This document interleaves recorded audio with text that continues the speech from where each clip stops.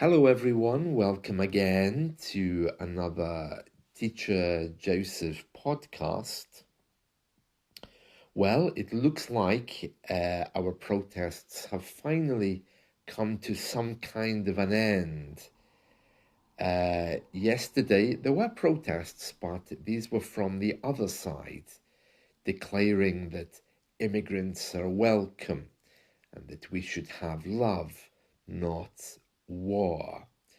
So the headlines of the newspapers are all celebrating this and also showing us pictures of the first group of men who are going to prison for starting these riots in the first place.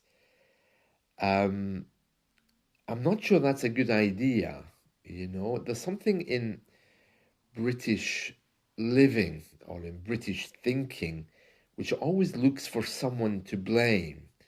So we have pictures of three men, and it's kind of like saying, wow, bad men are punished for doing bad thing. And I'm not sure that's really helpful. But anyway, the headlines in the Independent, the full force of the law, and showing three men, all of whom are very sorry for what they've done. There'll be many, many more pictures coming in the coming days. The Guardian says thousands take to the streets to counter threat from the far right. So if you counter something, it means you stand in opposition to it. So these were the protests yesterday, which were all about peace and love. To counter something is to make a move in protest over what someone else is doing. So thousands take to the streets to counter what the far right was doing with its protests. The Metro is saying that these riots were perhaps in part caused by other countries. The Daily Express, United Britain stands firm against thugs. If you stand firm, you stand united in a hard way, positive with your ideas. The Daily Mirror, standing together, and again, it's got the headline all about the protests of yesterday, which were almost certainly for good, countering the far right protesters. The Independent is actually, we've done the Independent. That was the full force of the law. This is the I newspaper. The headline in the I is saying far right rioters face football ban. The government is making plans to stop protesters, people with a criminal record of protesting. They will no longer be allowed to go to football matches. I'm really not sure what the connection is there. When you go to a football match, I don't think you wake up in the morning and say, I think I'll shout at the football match tonight and create a loud noise. And the same when you go to a protest. You don't wake up in the morning, open the curtains and say, oh, summer's here. I think I'll protest today loudly and get myself into trouble. It doesn't work that way. It comes from emotion as an outburst. So taking away someone's right to go to a football match, I don't see the connection of protesting. Maybe there is some connection. People shouted both. I don't even think alcohol was allowed at football matches, but it was certainly there during the protests.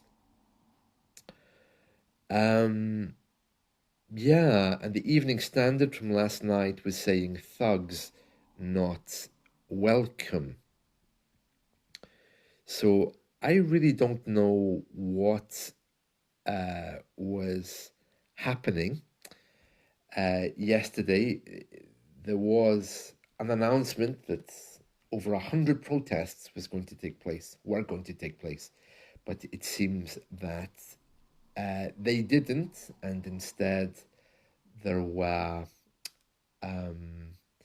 protests in favor of open, free societies where migration can happen.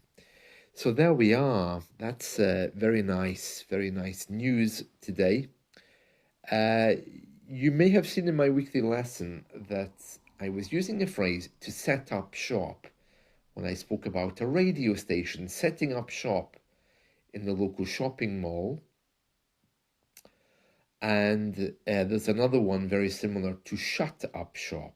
And that's when you take your shop and go somewhere else. You shut up shop. Also, if you close because of violence or problems in your area, you can shut up shop early. You can use it the proper way. I'm shutting up my shop early too, but to shut up shop is another idiomatic phrase when you decide to close early or even to close down permanently, to shut up shop. Well, I'm really glad the protests are over and we're back to some kind of normality. You know what I think? I think we need to see old traditions from the UK being brought back. And one thing I really miss is the hovercraft. The hovercraft was a great way to travel across the sea and across the rivers. The hovercraft was, how do I explain it? It was like a boat, but it used to float above the water. It had a rubber base. There was air, which was pushed out from the bottom, which made it hover above the water.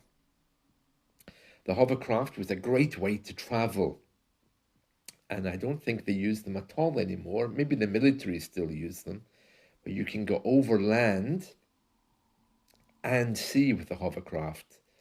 To hover is a verb which means to be slightly above the ground, not actually standing on it. If you have air beneath you, you can be above the ground a little bit. Some lawnmowers hover. And when people just stand around, in English, we sometimes say, I wonder why he's hovering around, meaning just kind of not going away, walking around. But the meaning of hover is when something is floating, usually because air is being pushed from the bottom of it, like the hovercraft. We need the hovercraft back. I love the hovercraft. We used to have ones here, which used to go down the river. And also on the south coast of England, the hovercraft used to go from the bottom of the country over to the Channel Islands, which are Britain's little islands off the south coast. Jersey, Guernsey. The hovercrafts used to be everywhere. In fact, I remember when I was living in Ireland, I used to come over to the UK on the hovercraft. I loved the hovercraft. Yeah, so I would say we need the hovercraft back to make our lives complete again. Some of these old traditions, the hovercraft, yes. Some people today are saying, oh, we should bring back hanging, capital punishment, to punish people like the protesters. I'm saying, no, don't bring back hanging, bring back the hovercraft. I love those things. Those boats which could move quickly and they could float above the land and the sea, so they could move very quickly everywhere. Oh, I love the hovercraft. Anyway, getting back to these protests, we're going to read through one of the stories, which is all about these protests and protesters. So let's go to the Daily Mirror. We don't usually use that one, so let's see the Daily Mirror. Oh, the joys of technology. I'm not able to open that site. Okay, so instead, I'll just go to the next available one, which is the I newspaper. And it's leading with the headline, hooligans could be banned from football matches. So let's see, it says here, hooligans, that's just a name for people who cause mayhem or problems on our streets. Hooligans could be banned from football matches. Hooligan, it's an interesting word that. I have a feeling that might actually be Irish or Scottish Gaelic, because in Irish, the Irish word for party is hoolie. So there's a famous song called Hannigan's Hoolie. So hooligans may well be associated with that. I don't know, I haven't checked, but I think it might be where the word comes from. Right, let's see. So hooligans involved in the far-right violence erupting across the UK could be banned from attending football matches. Oh, interesting. It says here, senior ministers are considering the move as police investigations have shown a link with some far-right activists to organised football hooligan groups. It's understood the government is working with the football authorities and football clubs to ensure any fans taking part in disorder, such as throwing missiles at police, are banned, that just means prohibited, from attending football matches. Ministers are already looking at using existing powers to see whether they can stop people from attending football matches. I don't see the connection, really. It's the most bizarre thing. So if I go and smash a window, someone can say, okay, well, you won't be getting to go to a football match again. And I can say, well, okay, yeah, that's fine with me, like I ever go to football matches anyway. So it seems strange. It seems strange. I don't know what they are trying to prove with that, but I'm sure they know what they're doing.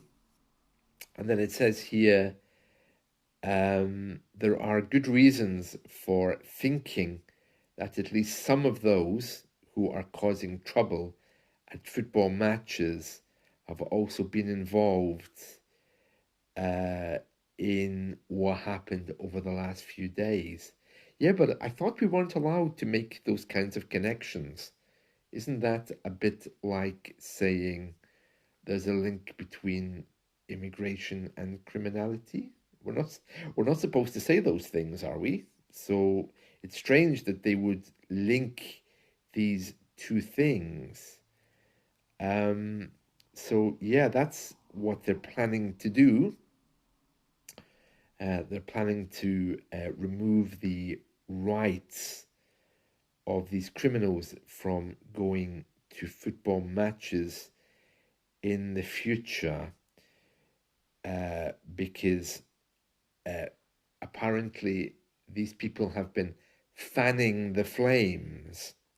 Let me just explain that idiom. If you fan the flames, you make the fire stronger. You know, if you have a fire and you blow air on it, it doesn't put the fire out. Maybe if it's a candle, it does. But what it does is it makes the fire stronger. So you fan the flames. So if you take a fan and you point it at the fire, please don't do that, then the fire will become stronger. So they're saying here that football matches and people who go to them fan the flames of violence. So it's all very Victorian, this. I mean, calling them hooligans, a very old English word, accusing them of fanning the flames. I mean, what is this, 1926? So, yeah, very old language there. And that's one of the problems I had with this. Of course, I'm very against violence. I don't like protests. I really, really don't like protests against religious groups. But I have to say that uh, this kind of stuff, this kind of language, and the way we've been speaking about it seems very old-fashioned.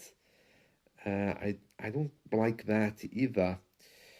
Okay, so that's the police story from today. So it looks like these protests have all gone. I mean, they couldn't have lasted much longer anyway into the future because there aren't so many people that hold those kinds of beliefs about mass immigration. So it seems to have been some kind of mass hysteria, which happens from time to time.